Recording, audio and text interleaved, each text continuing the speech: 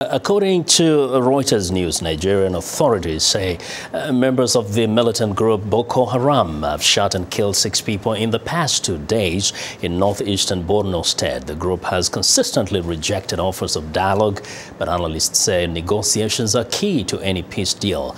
VOA's Nico Colombant has more.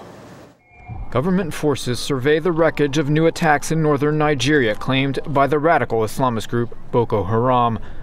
The name means no to Western education, and its self-proclaimed leader, Abubakar Shekau, appears often on the internet to threaten more attacks until Islamic Sharia law is imposed. He says he wants to create a better society in impoverished northern Nigeria. Government officials in Nigeria and neighboring countries suspect Boko Haram is linked to outside terrorist organizations, such as Somalia's al-Shabaab extremists. And a recent United Nations report says Boko Haram may have access to caches of weapons left over from Libya's civil war. But Carl Levan, a Nigeria expert at American University in Washington, says a government crackdown backed by outside forces would be a mistake. A strategy that militarizes the conflict and reduces the opportunities for negotiations will in fact facilitate the internationalization of the conflict.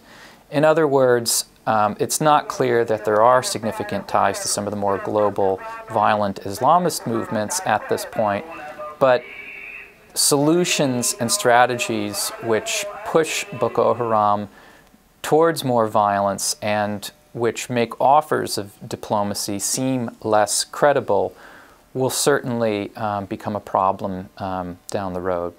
Levan says the radicals' grievances against widespread poverty and rampant government corruption are local, but that Boko Haram and government officials have an interest in making them seem much broader to gain attention and possible outside funding.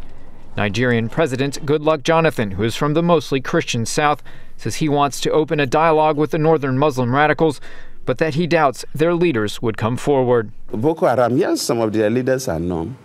It's not as if they don't know some of the leaders. They know that's why some of them have been arrested. But if you invite them, they will not come. So they operate without a face. They operate without a clear identity. So it's difficult to interface. Religious leaders in Kano have been holding prayer services after some of the most deadly attacks.